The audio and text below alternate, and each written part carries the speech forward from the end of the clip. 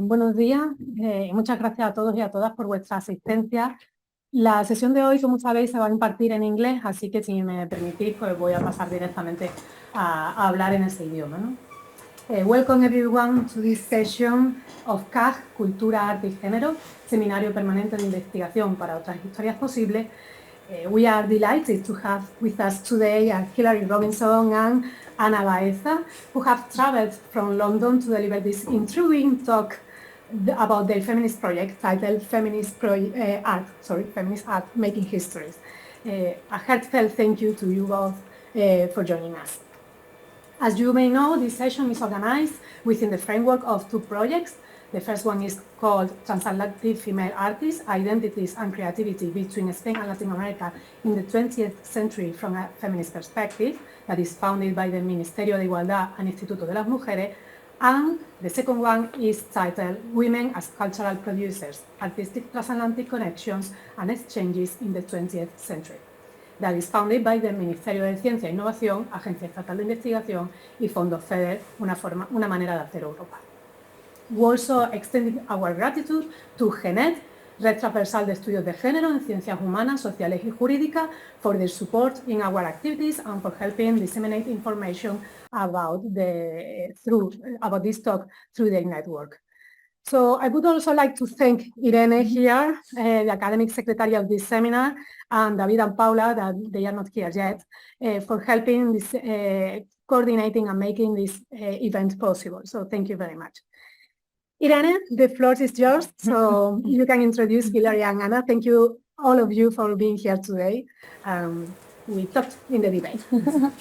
Okay, thank you very much, Carmen, for your presentation, and of course, thank you, Hilary and Anna, for being here with us today. It's really a pleasure to us, so thank you very much. Well, Hilary Robinson is UK Principal Investigator for Feminist Art Making Histories. She's Professor of Feminism, Art and Theory and Director of the Center for Doctoral Training, Feminism, Sexual Politics and Visual Culture at Loughborough University. Initially, she trained as a painter in Newcastle University. Her Master of Arts is in Cultural History, and her PhD was supervised by Grisella Pollock at the University of Leeds. She worked at the University of Ulster in Belfast from 1992. She became Professor of the Politics of Art and then Head of School there.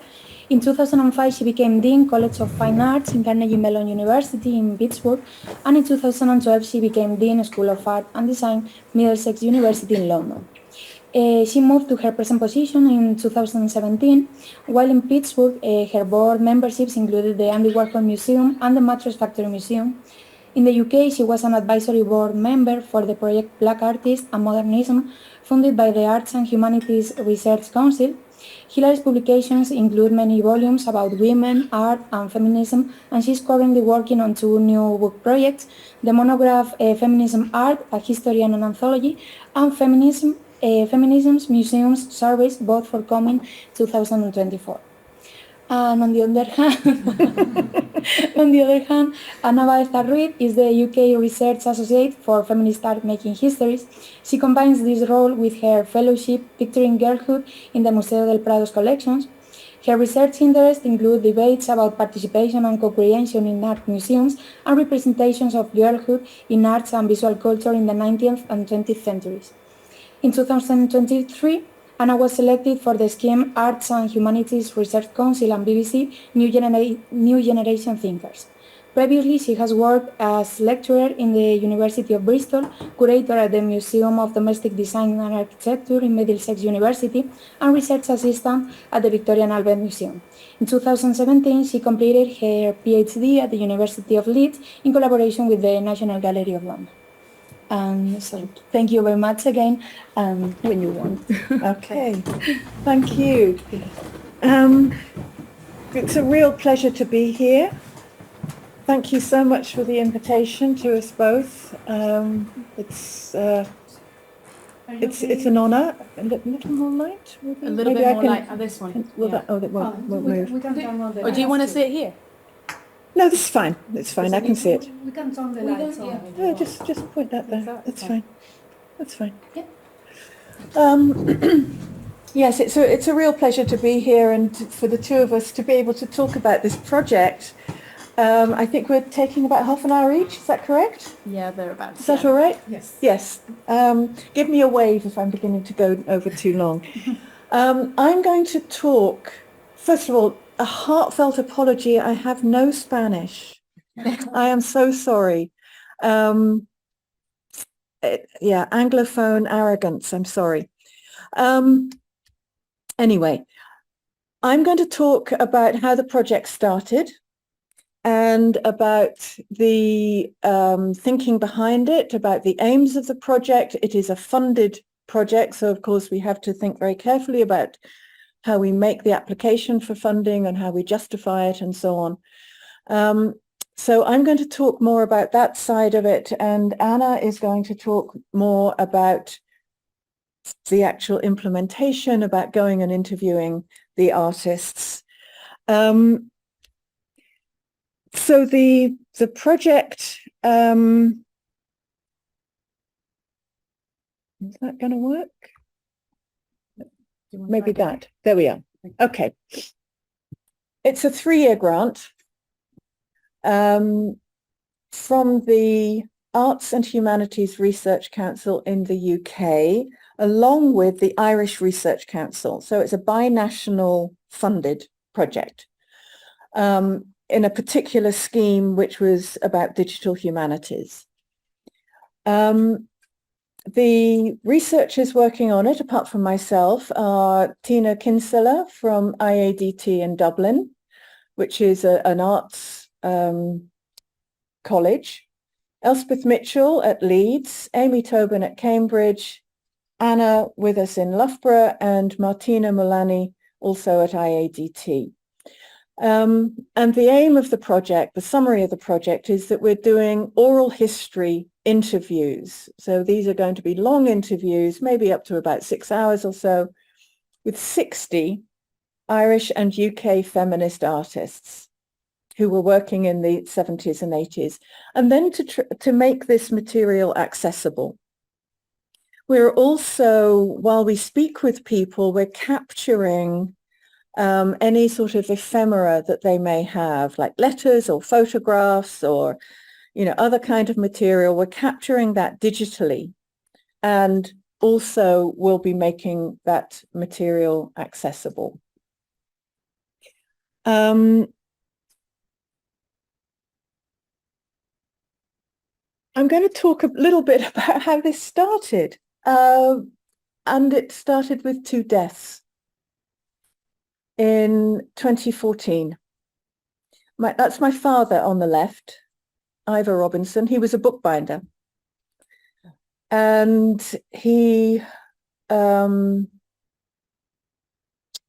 was a leading bookbinder. He'd come from, he left school when he was 14.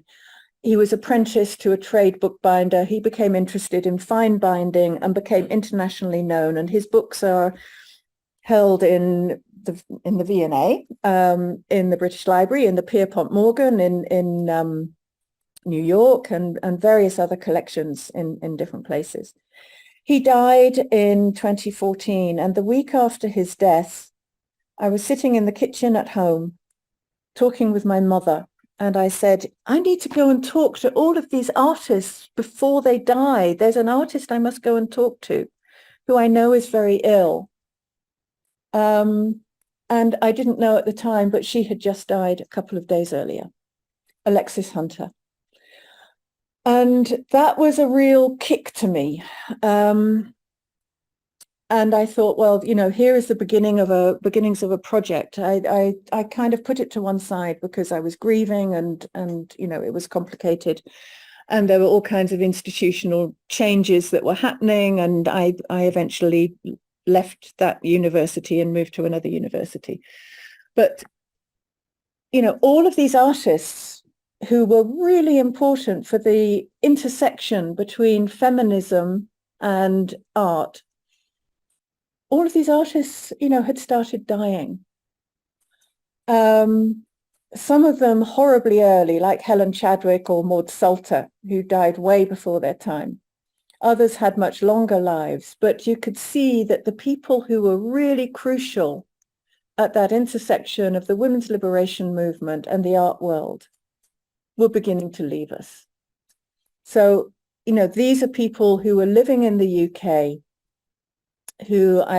some of whom I'd had the honor of meeting. I didn't meet Monica Sieu, but I had met all the others. And of course, Rosika Parker, who co-authored Old Mistresses with Griselda Pollock. And then the next kicker, of course, for me was Susan Hiller dying in 2019. Partly because after I finished my undergraduate program, I was working part-time in different galleries, and I helped install one of her exhibitions all the way through the night. And she went off at 10 o'clock at night and came back with a bottle of whiskey, and, you know, and she died. And I thought, my God, Hilary, you're wasting time. You've got to do this. You've got to do this. So, you know, a distressing number of these people were leaving, and their memories were leaving us. The materials that they had, the stories that they could tell us were all disappearing. Now, I'd been doing some work on the art schools in the UK, and this was a paper that was published in 21. So these are the latest figures that I have for the UK. Women are 65% of art students. They always do, well, not always, but they generally outperform men at undergraduate level, but fewer of them go on to PhDs. They're only a third of art school professors, full professors, but they are 55% of short-term precarious contracts within the art schools. And in the auction price list, if you look at the top 100 prices for contemporary art at auction each year, women are either, you know, between 0 and 5 of those 100 top prices. So you can see there are structural issues here about where women are as a demographic are within the structures. So, you know, what is happening is that this is then supported by the discipline of art history itself. Women artists are excluded from the books. When I was an art student, we got Gombrich, The Story of Art, and I think there were 3 women mentioned in the edition that I had. I think later editions have been a bit better, but, you know, in my day, there were 3 women in the whole book that were mentioned. So, and if you go to the National Gallery in London, you will see, you know, 20,000, they have 20,000 paintings, 21 are by women, 21. Fewer than that are by people of color. So, you know, it's within the structures of the discipline. I don't need to tell you this, but, you know, it's part of the context. The structures of the discipline, no matter how much feminist work we do, the structures of the discipline are there, the values, the canon, canonicity, etc., etc. The further complication, of course, if you're coming at this from a feminist position and looking at what feminist artists have done, is that it is clear that there's no simple generational, geographic, material, or stylistic story of something called feminist art. So feminism is working outside the usual structures within the discipline of canonicity. You know, movements are half a dozen people in Paris irritating each other and producing cubism. You know, so feminist art doesn't work like that. You can't. There isn't something that you can point at and say, "Oh, yes, that is feminist art." We can tell because of the geography, the chronology, the materials, the style, etc.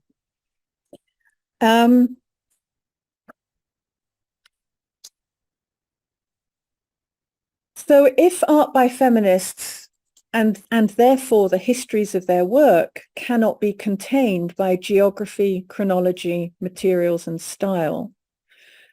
You know, they're fragmented and contingent and non-containable as movements and disciplines. This adds complications to anybody who's trying to tell the story. And why is this? As Lisa Tickner said, feminism is a politics, it's not a methodology. And it's certainly not a subdiscipline of art. It's undisciplined, if you like. I think I need to do some work about the concept of undisciplined, but it's outside the discipline. So necessarily, British and Irish feminist histories and also Irish histories of art have had to work against the grain of established art history, of museology, of related disciplines. Irish artists have been marginalized within Anglophone art histories. Feminism has been marginalized within Anglophone art histories. The pedagogies, the canons and the disciplines formed predominantly by male scholars in the colonial ethos of the 20th century have marginalized them. So our aim in the FAM project is to discover and preserve what histories we can from those people who are still able to tell them.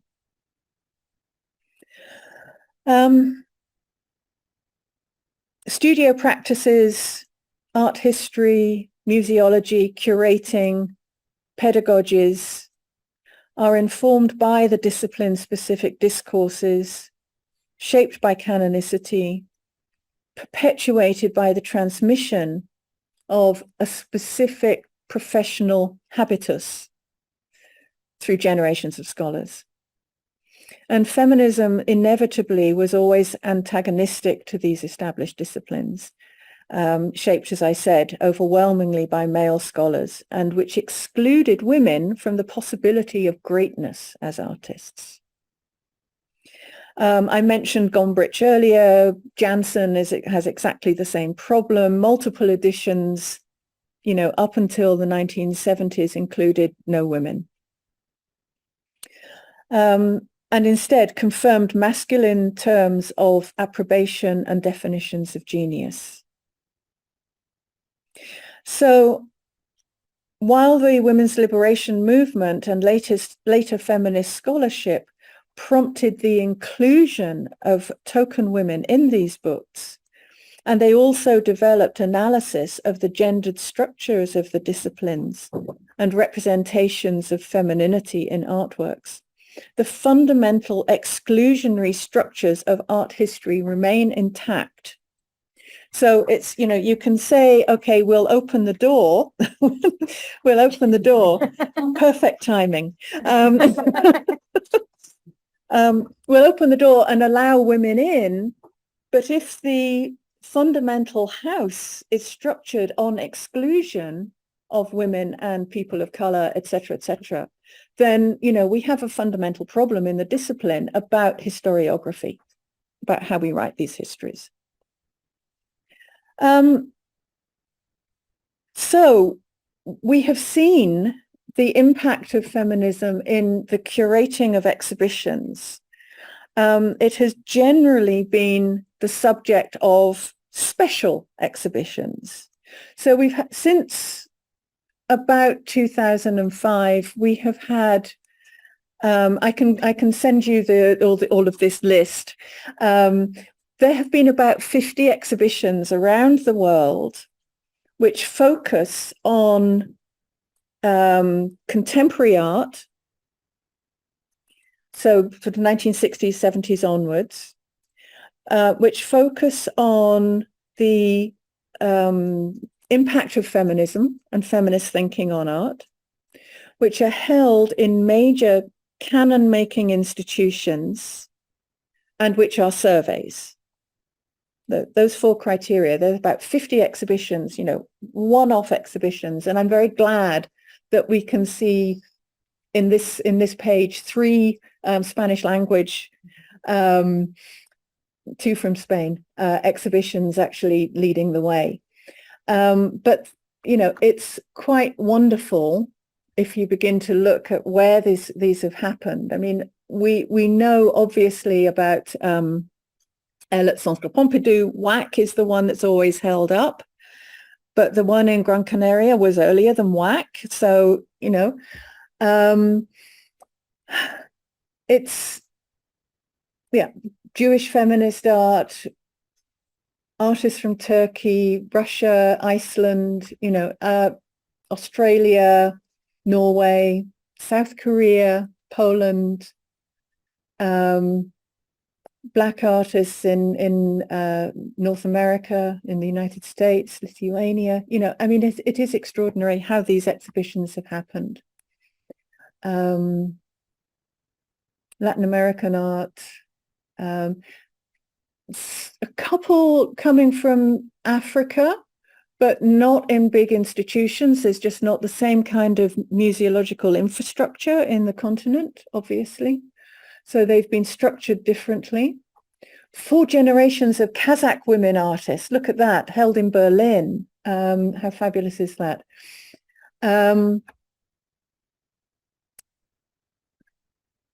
Portugal. The one in Bishkek in Kyrgyzstan actually got closed down about a week after it opened for political reasons. And not until a couple of weeks ago has there been one in the UK. The last one on the list there, it just opened at Tate. And there has been nothing in Ireland either. But this is one of the books that I'm working on. It's going to be an anthology of the curator's essays for each of those exhibitions. It's going to be so useful. So yeah, next year that will be out. Okay, where have I got to here? Yeah. So, you know, this is part of the prompt has been for the FAM project, Feminist Art Making Histories, FAM. Part of the prompt for that project has been that some of these exhibitions were happening. We were aware of them. The question always, though, is if we get these special exhibitions, what difference can they make to those institutions? What is the long-term difference? Is it a question of, okay, we've done that. We can put that to one side, tick the box and move on to life as normal. You know, does it make any structural change to the institutions and to thinking about arts histories? And then a final prompt, I think, for FAM itself was that within Anglophone feminist art historiography, there's a kind of common sense history now that I have discerned. That if you look at the stuff that has been published in the English language, a kind of common sense history has emerged, that it started in New York and California, it then moved to London, and it kind of then moved on to some other places. We have a real structural problem, I think, in the lack of translation. We were just talking about this. For example, you know, all of the really radical work that the Italian women were doing in the 1960s and into the 70s is only just now being translated into English. It's basically been ignored by Anglophone feminist historiography because, you know, we've not had access to it in the English language. And the dominance of English is a real problem, she said. You know, in that we assume that everything is going to be comprehensible if it's in English, and of course it isn't. The specificities of place and culture and so on have to, you know, are really important. Of all of these exhibitions, all but 3 of them, the catalogues were bilingual. So there's an assumption that the catalogues might travel, but of course catalogues have limited print runs, limited numbers, and they're not distributed like books from major publishers would be.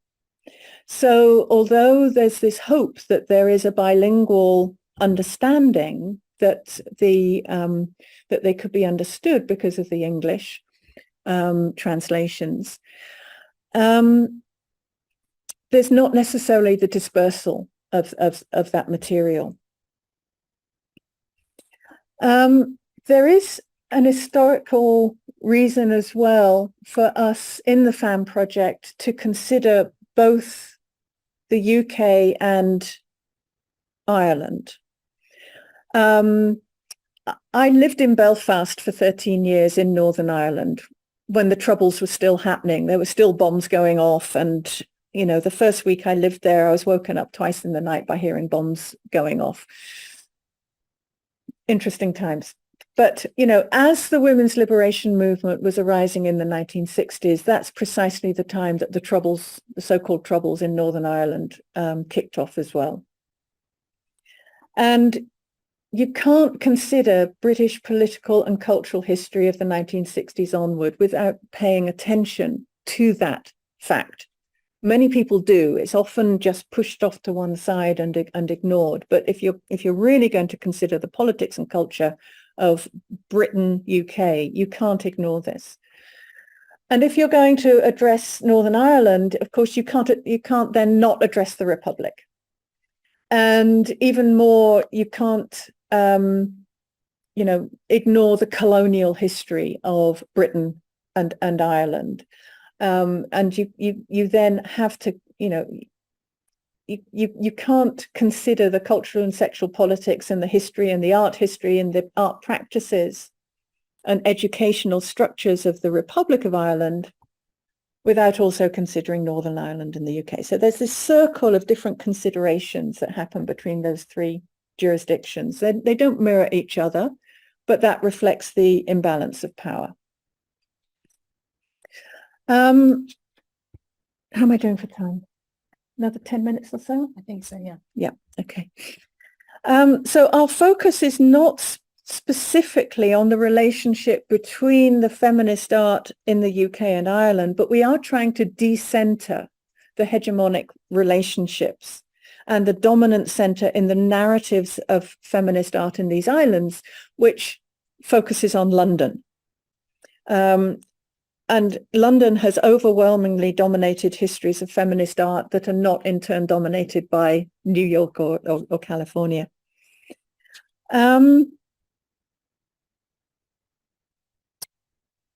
Even within Anglophone cultures, which are linked by language, we can't assume that there's transparency, communication, inclusion, or even shared basic knowledge.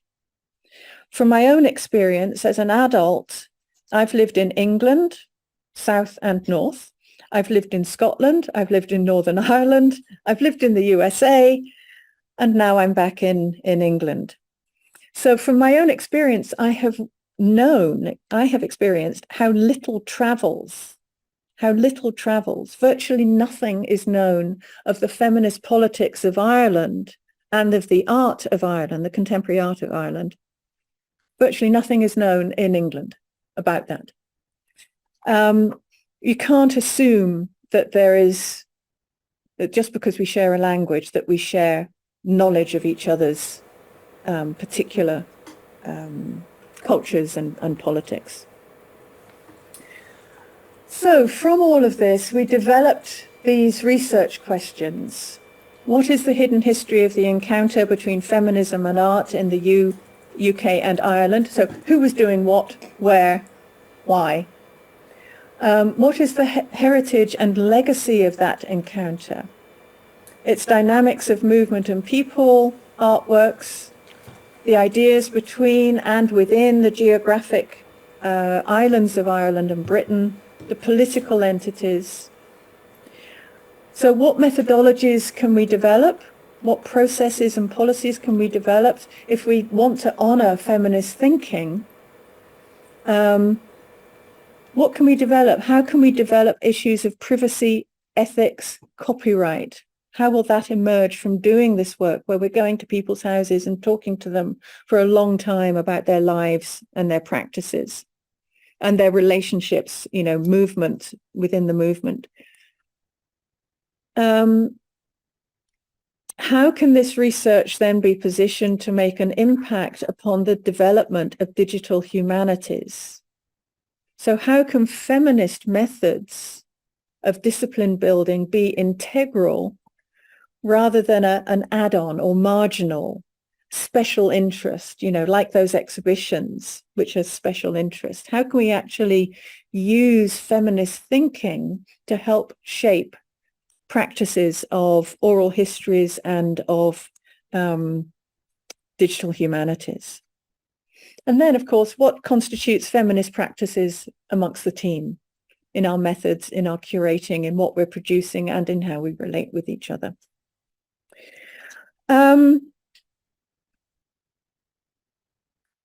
So, as I said earlier, the aim is to collect oral histories of artists who are aging, to look at the encounter between feminism and the art world in the UK and Ireland, but then to make it accessible. We're collecting everything digitally. We're working with the Digital Repository of Ireland, which is a national organization.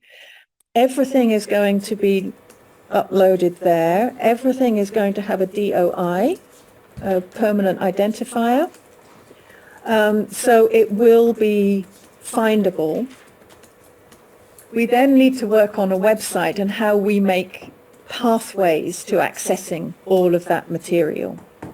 The DOIs, as I say, will always be findable, but we need to get the correct structures for a portal or multiple portals to access this.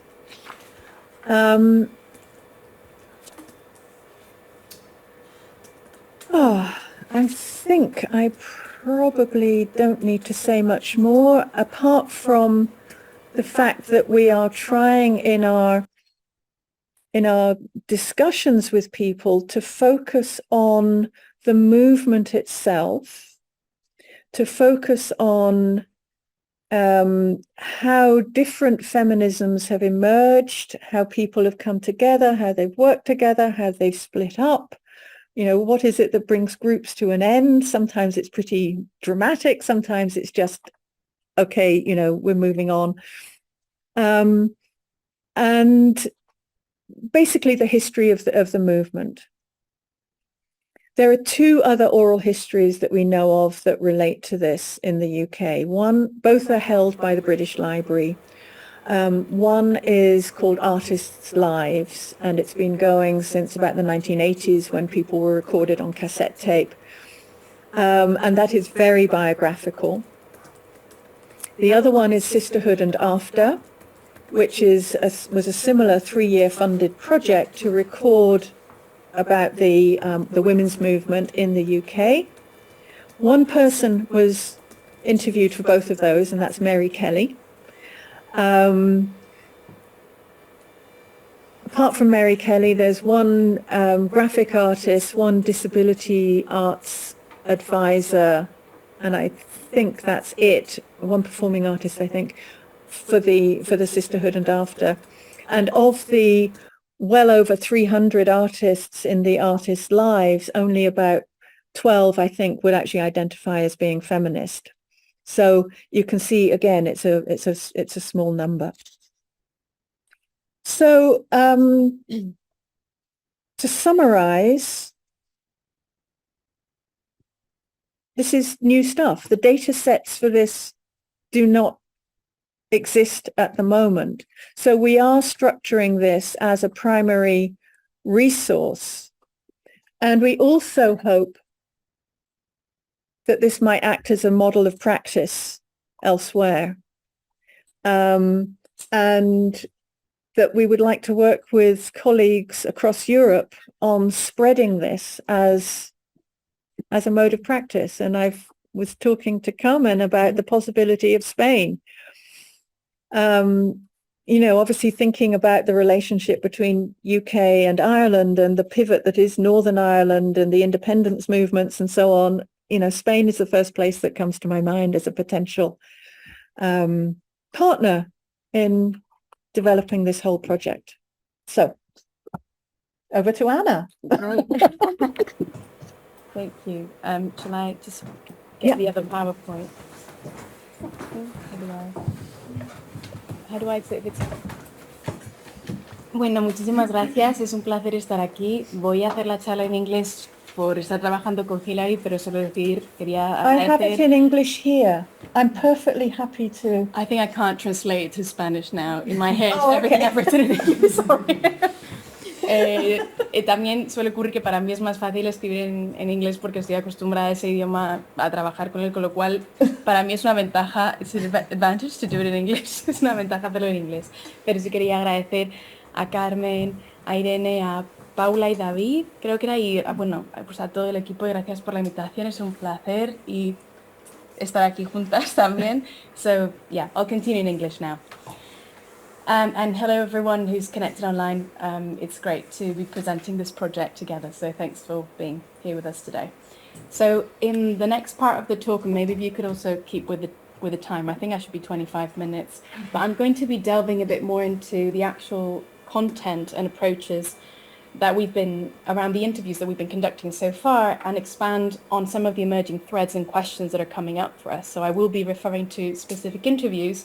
Now, because our project covers 60 artists, we haven't done all the 60 interviews yet, but it's impossible to cover the breadth of everything, so I am being quite selective. I will be cross-referencing interviews and try to point out what are some of the salient connections, but also pressure points within the women's art movement, rather than focusing on artists and their individual lives, right? So I think just to underline what already Hilary's been saying is that we are concerned with this question of what is a collective biography around feminism, and what are some of the tensions also that are inherent to that. And that's one of the things that I'll be grappling with today. Now, just because I'm going to be mentioning artists, oh, no. That one. Oh, that one. No, I think I just need to click here and then, there we go. So because I'm not going to be able to really contextualize each of the artists, I thought I would just pull out this first diapositiva. So now I'm having both English slides, this first slide for you with a different artist I'm going to be mentioning, and just very quickly say a few words of each of them. So Bobby Baker is mostly a performance artist, mostly has worked a lot with food and also kind of non-traditional materials for making. And you're seeing here a picture of the kitchen show, which was something that the show that she did where she's kind of performing. It's a pun on the kitchen shows, but it's a comment also on the role of the housewife and cooking, and using cooking as a kind of critical thread in her work. Now, Sonia Boyce I'll be talking about as well. Sonia is an artist that's London-based. Mostly her early work is mostly painting, but she's really so diverse in the work that she's carried on to do. You might be familiar. She won the Golden Lion in the Venice Biennale last year, representing Britain. And yeah, she has been a real joy to work with, actually. Rita Duffy, an artist, the only one of the artists I'm presenting here that I haven't interviewed myself, but this is again an artist who's from Ireland and based in Northern Ireland, lived in Belfast, a painter, and I'll be mentioning some of the kind of critical aspects that are coming through her interview, but also other interviews with Irish artists. Hackney Flashes, I should say that we're doing some interviews with individual artists, but some interviews we've done with groups or collectives. So in this case, Hackney Flashes, I met with 5 former members. This was a photographic collective that developed a lot of work around women's work, so women working in factories, but also about childcare and the lack of nurseries.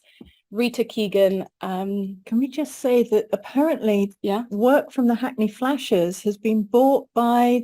In 2010, it was acquired by the Reina Sofia. Yeah, yeah. So it's actually in the public... 27 pieces, I think. 23, yeah. 23. Yeah, but yeah, it's 27 was the original amount. Yeah, I don't know where the 4 missing panels were actually. Anyway, Rita Keegan, who is Black American artist but lived in London since 1980 and is not just an artist but also an archivist and has been central to archiving and preserving the work of many women of colour in the UK and beyond. And Rosie Martin, a photographer, but also working with using photography to build therapeutic practices, and was also known for her collaboration with Joe Spence, who was, sadly passed in the early 90s, but their collaboration was, very important for a long period of time.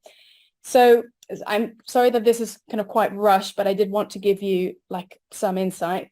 Now, as I said, there is a bigger selection of artists that we've tried to be quite representative across the UK, thinking of Wales, Scotland, different parts of England, London, and then Northern Ireland. And so I've tried to do that in some ways in this talk as well. But there are maybe questions to raise about that I'm not going to mention in our talk, but I think in the Q&A maybe we can discuss these principles of selection, because I think that's something we've really been grappling with. Okay, so that's just sort of as an intro, but I first wanted to start by just saying a few words about the overarching premise of the project Feminist Art Making Histories. Now, to be clear, as Hilary has already been saying, we understand this in the project as a political position, and as one that for us in the project represents a capacious category to investigate in the interviews, not something that we take for granted.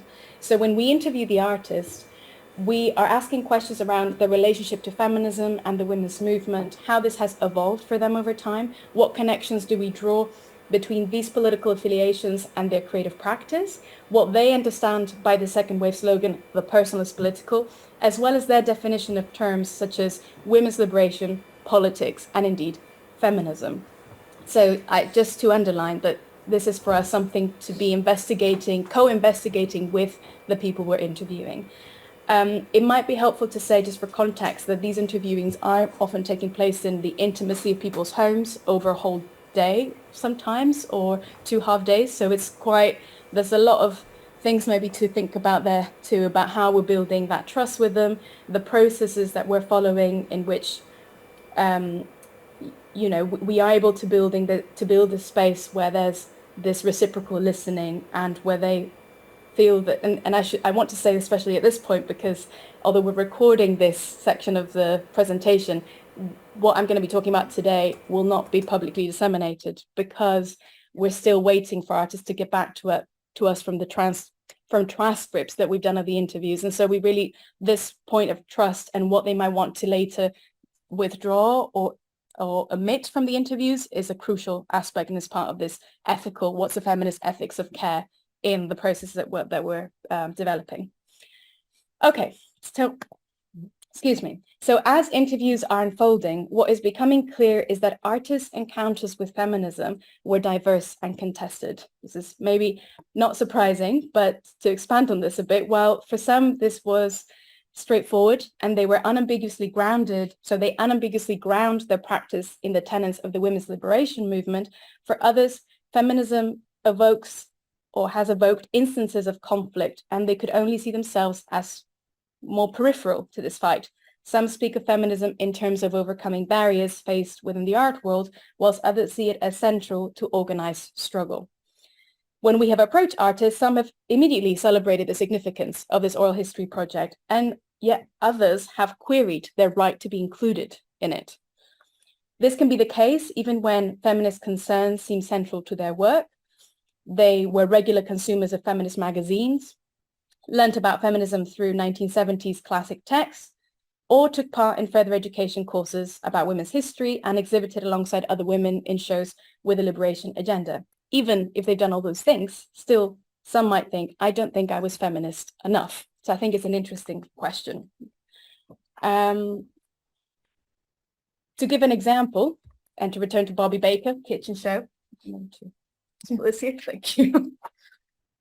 In an interview with the performance artist Bobby Baker, she talked about how she was buying the feminist magazine Spare Rib, which is, you might have heard, the classic feminist magazine of that period in the 70s, 80s, of her excitement of visiting the paper's offices and being invited in 1980 to the show About Time at the ICA, which was co-curated by Catherine Elwes and other self-described feminist artists, and now considered one of the major shows of the women's art movement in that period. And yet for Baker, this did not seem to constitute full feminist engagement. As she said of herself in the interview, I didn't know any other women artists. I just didn't. I certainly never joined in on any consciousness raising groups. I absolutely didn't know anything about that at all. I doubt I really knew about the women's liberation movement. Honestly, that's how out of touch I was. What is perhaps more surprising here is that Bobby Baker has been described as an artist known for subverting domesticity in The Guardian, and her work has been firmly placed within the formal conventions and political coordinates of feminist autobiographical performance. For the current exhibition at Tate, Women in Revolt, that Hilary was just talking about, which is celebrated as wide-ranging exploration of feminist art, Baker has remade her edible family in a mobile home. I'm showing you a photograph here of the original from 1976, which is a transgressive work where visitors literally eat the members of the nuclear family, who are all made of cake. I have to say, I had the opportunity to be at Tate and go into the remake of the family of the edible family in a mobile home, and I ate some of the cake. So I was eating, I think it was the young son or something that was I was eating, which I felt very happy about. Anyway, as the weeks go by, these perishable sculptures you're seeing on that side, she's standing next, that's like the dad in the family. These perishable sculptures vanish, and so too does the artwork itself. This can be read as an attack on the conventional, and we could say patriarchal, trappings of art as durable and therefore valuable, because it disappears, as well as for its use of art materials that have been associated with traditionally feminine domestic work, cooking and baking. If all of this would seem more than enough to insert Baker into a so-called feminist canon, her comment in our interview suggests a less straightforward narrative. Indeed, that there is a certain image and maybe myth of what the feminist artist looks like, and one that she didn't feel she lived up to. This raises important questions for a project like ours that is concerned with charting the encounter between art and feminism. How do we work through these categories without imposing readings onto the work, politics, and lives of those that we interview, especially when we are seeking to produce this collective biography of a movement? And what does it mean to say that someone was involved in and producing feminist work? Now, it is well established, as we've been hearing from Hilary, that if a feminist tradition can't be accounted for by the usual categories of style, period, or place. But what about political categories and their meanings, such as feminism? As the historian Lynn Abrams has noted, I think this was a 2019 publication, in relation to her another oral history project of feminism and women in the post-war boom generation. This kind of research, she says, is, and I quote, "It's urging oral historians to interrogate their research practices and dig deeper into the structures of meaning embedded in women's narratives." I think that's what we're trying to do. So, thank you. In retrospect, artists' works get reevaluated and reinterpreted. But for us in the project, there's an ethical responsibility, I think, towards interviewees to be in dialogue about the very concepts underpinning our research. For example, in an interview with the photographic collective Hackney Flashes, a former member, Michael Ann Mullen, reflected in the following, and I'll just read the quote. This is in relation to a project they were doing about childcare. "We did what we needed to do. That has names now. Where our historians give names to some of the stuff we did, we were trying to find a way of talking about what wasn't there, which was childcare. We came up with all kinds of different solutions. But when people talk about this now and explain what we did, it has all kinds of names because our historians had given the names, but it was just solving a problem." Now, the attribution of intention of some historians that is noted by Mullen here concerns this visual shift by the Hackney Flashes to incorporate cartoons and montage in their work, Who's Holding the Baby? And you can see an image of one of the panels, Who's Holding the Baby here, of 1978, which allowed the group to confront the limitations of photographs of their earlier work because they were trying to represent what was not there, and they had come up against photography only being able to show what actually exists. So thinking, how do we use other things? But I think it's just interesting, this tension between how that we might speak about this now and the way that the Hackney Flashes with, or Michael and Mullen is discussing this as we were just, this was a practical solution to a problem we were facing. A representational question. A representational question. Working in this political vein, to draw attention to the absence of childcare, and as you know, one of the key demands of the women's movement at this point was 24-hour nurseries. So very much we can think of the Hackney Flashes as being called to feminist demands. The Hackney Flashes, when I interviewed them, they said that they never consider themselves artists. They consider themselves agitprop workers. So what I'm trying to get here is I think how we talk about things and the words that we use matters. It calls on us to bring out this textured and at times incongruous history of the relationship and encounter of art and politics. And perhaps more so at a point in which this art is now being celebrated under the official institutional gaze, such as at Tate, but also as of 2010 at the Museo Reina Sofia, where these panels, you can see them here, were collected. These are the panels for Who's Holding the Baby. This raises further questions about the changing status of this work and how we read it today, and what can our oral history project do in that sense. This is a decision. This is a decision. So this decision of being incorporated into institutional spaces like Reina Sofia is still one about which Hackney Flashes members disagree, still to this day. In our interview, one of them said about work being exhibited in art galleries, it has to be seen by people to whom it matters, not white middle class or black middle class for that matter, and it should be in community centres. To give another example, I wanted to speak of my interview with Rosie Martin, who's I think has certainly been very overlooked.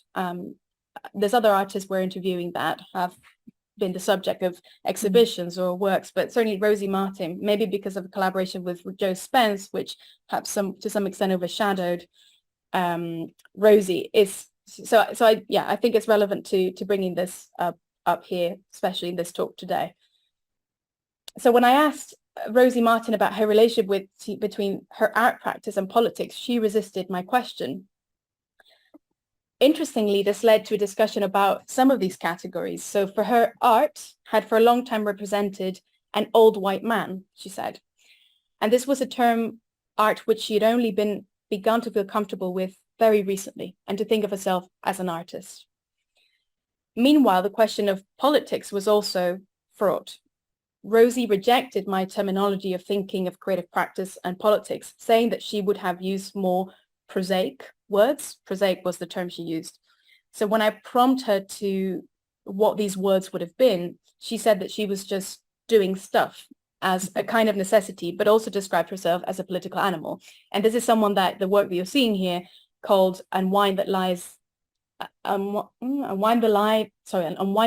Bind, there's a typo, was a direct response to section or clause 28, which was a series of laws passed in 1988 in the UK, which were for prohibiting any promotion of homosexuality in by public authorities, and certainly any teaching of it at schools. So I think it's important to this idea of just doing stuff, kind of necessity, in contrast to the sort of questions I'm asking from her.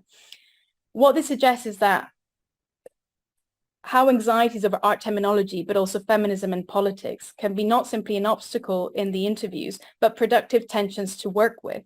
If our oral history is to draw from the personal experiences of participants, we must explore the discomforts that arise in these encounters, paying close attention to the informal exchanges, the apparently insignificant remarks, and those indeterminate grey areas. Expressions such as just doing stuff or just solving a problem can hold huge potential for disentangling more complex relationships between art, politics, and feminism. Much of this may not be surprising, and least of all that there are ambivalences around feminism, but we can barely stress enough the ways in which these can yield critical conjunctures with far-reaching political and geopolitical significance. So when talking to artists based in Ireland, there's a commonly held perception that the women's movement did not fully crystallize there, or that it became subsumed by national struggles. Feelings of guilt over not being activist or feminist enough sit here alongside the spectre of colonialism, as reflected in the interview with the artist Rita Duffy that I mentioned earlier, who recalls the colonial experience of growing up in Belfast and being considered lesser for being an Irish Republican. As she and other Irish artists have discussed in interviews, often the women's movement came second to the political necessity of the Northern Ireland conflict between Protestant Unionist loyalists and Catholic nationalist Republicans. Putting it bluntly, Duffy has said, colonial damage was the first damage, the sexist damage was the secondary. And in a vivid passage in that interview, which was by my colleague Martina, she pointed out similarities between those oppressive conditions faced by Republican women in Northern Ireland and the experience of Black women in the US, which she was learning about at that time through books by African-American women, such as Toni Morrison. Now, so as we throw, oh, sorry, you still right? Can I move? Yeah, okay. As we throw through interview transcripts, we have begun to see some parallels between the experiences of Black women in the UK and Irish women about gender's place in other struggles. In an interview with Sonia Boyce, she highlighted the formative power of feminism in her college days and how she felt supercharged, was her words, after a visit from the feminist artist Margaret Harrison, which has started off Sonia Boyce going to feminist conferences. On the other hand, Boyce observed that feminist art criticism has kind of lagged in many ways in terms of understanding of the critical discourses that have been central to a number of women of color artists. That intersectionality has been a bit of a struggle. And Boyce, in this sense, recalls feeling angry at times and having to decide either to position herself in terms of gender or race, saying, I'm not one or the other. I am me, and me actually is affected by all these different things. And the work itself is not singular either. At the same time, it would be a mistake to suggest that all artists working within a Black political subject position were unanimous in their experiences, or that there weren't intersecting struggles and interracial solidarities. And I want to bring here the Black American artist and archivist Rita Keegan, because, well, she settled in London, as I said earlier, in the early 80s and was foundational in organizing women's exhibitions at Brixton Art Gallery in London. And she expressed herself in our interview in this way. I personally never have had a problem being labeled a feminist. It doesn't mean that I have to take on all feminist ideology. It is what works with your ideology. But the core of feminism is equality, and standing up for equality is of utmost importance to me. You know, I'm not a separatist of any kind. And by calling yourself a feminist doesn't necessarily mean you're a separatist, or being a Black person doesn't mean you're a separatist. So in our interview, I prompted Rita to talk about the work at Brixton Art Gallery, which held many exhibitions of work by women and by Black women, lesbians and gays. And she noted, talking about, I don't know if you can see the bit at the top, but and she spoke in this way. She said, it wasn't like race wasn't an issue in Brixton Art Gallery, but there was an awareness of it, and there was a solidarity and agenda. And there's other things you can pick out of that solidarity. You can pick out class, you can pick out wealth, you can pick out all those other things. But the bottom line is that you are united by your gender. I think for the most part, that particular group tried not to be hierarchical or judgmental in terms of how women survived. You weren't judged by what you created. And I'll return to this idea of not being judged a bit later on. But I think it's kind of interesting to think about Sonia Boyce and then the context of what Rita Keegan here says, and just to underline the diversity of different experiences and approaches within, or their own approaches to feminism and experiences of that. Rosie Martin, who worked with Rita Keegan at Brixton Gallery, similarly noted that any binary narrative around race and feminism could simplify the complexity of some of these histories, such that it could seem that, and I'm quoting her, we didn't talk to one another, we didn't exist in parallel, or even that we existed in separate planes. So what is the significance of all this? It speaks to the expansive and divergent political configurations of feminism and the visual arts as a movement which, if we explore it uncritically, could become homogenized or worse, idealized under a one-dimensional banner of radical politics. So even in the occasions where artists seem to share feminist commitments by working as a group, as in the collective The Hackney Flashes, interviews have reflected different journeys in their political consciousness. So to speak of this is also work from Who's Holding the Baby. For some members, socialism came first in their politicization and feminism second. For others, a shift in that consciousness occurred when reading key texts like The Second Sex by Simone de Beauvoir, or The Female Eunuch by Germaine Greer, or even by The Feminine Mystique by Betty Friedan. And yet another member spoke of finding feminism by escaping marriage. So, writing in the 1970s, the author Janice Chetty has talked about this kind of collective energy and how collective activity was a part of the UK's alternative subcultures. Yet, again, the practical structures that shaped these groups, these subcultures, and the decision-making processes that they they deployed also vary widely. So, for example, Rita Keegan that I've mentioned was involved in copy arts, collectives copy art and Brixton art collectives, which are described by Chetty as informal collectives. And then we have the Hackney Flashes that I've mentioned, and others like Feministo, C-Red that might fall more under this category of formal collective that Chetty uses, which means that they produce a more coherent visual identity. They have an authorial voice that's more like an artist, and they might be more consistent in the medium, right? So something kind of more formal.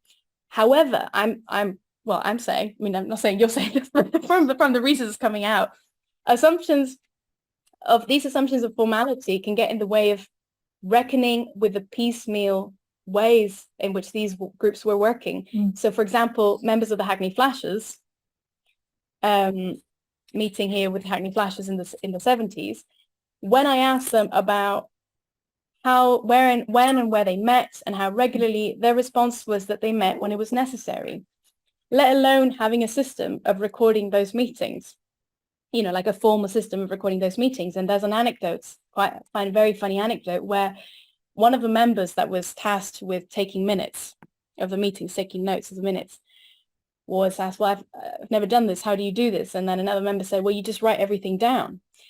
So she wrote everything down, including, and then when they checked the minutes, she'd written down that the child, maybe the child in this picture, of one of the members had pooed on the floor. Right? So I think, obviously, apart from how funny this anecdote might be, I think it's also telling of this DIY approach. What is informal? What's formal? And the fact that also the Hackney Flashes were learning as they were doing things. One of the members said, there was no plan, there was no formula about how you do this. We had to work out how you did it, which again, I think is interesting to think about in the context of that quote by member of the Hackney Flashes, Michael and Mullen. Art historians now call these things this, call this thing that, right? So one thing that does come up consistently across the interviews, I'm nearly done, is this? One of the things that does come up consistently in the interviews is that these forms of collaboration emerged in context grounded on feelings of respect for one another, of listening and being listened to, where everyone was giving equal space. As Rita said, places where you didn't feel judged. This account, I do want to emphasize, is coming up as a significant thread in interviews, but it also cannot be told at the expense of ironing out or, not acknowledging disagreements that also shapes the possibilities for collaboration, because this could also romanticize this idea of collaboration and collectivization. And in my interview with Sonia Boyce, she alluded to the difference between a collective that practices consensus decision-making and power sharing and a loose association of people that work in collaboration towards common goals, but where there might be hierarchies still in place. So she says, that here one of the difficult things within the way in which certain moments are recapped or reconstituted is that they can be homogenized and sometimes idealized. But there's a level under that surface where there were power battles, and those power battles were not just on the basis of male against female, black against white, but within the social groupings, there's levels of competitiveness and power dynamics, resourced and non-resourced. Which draws me to sort of my final thoughts. Is it possible then to speak of a feminist art movement? Well, perhaps yes, if we can construct a canon against the canon, one that is able to accommodate differences as well as commonalities. It's perhaps from here that we might start to build this collective biography while remaining alert to the persistent risk of erasure that is involved in the making of any narrative, and while continuing to ask ourselves how this story can account for what was at once multitudinous, ephemeral, and often unsystematic. To quote Sonia Boyce, I just want to end with this image of a march for women's liberation. To quote Sonia Boyce, the best way to think about this movement then perhaps is not as a group with the same intentions, with the same outcomes, with the same desires, but more simply as a collection of people who came together because, for a variety of reasons, they were drawn to each other. Thank you. Thank you. Okay, so thank you very much, Hilary and Anna. I don't know if there are more questions online, so I think that it's time. So we can finish our talk here. So thank you very much, both of you. Thank you. For being here today with us and for sharing your project and your results in process, right? So thank you so much, and thank you all of you for coming and be part of this session. So, Much appreciated. Yeah. Thank you. Thank you. See you next time.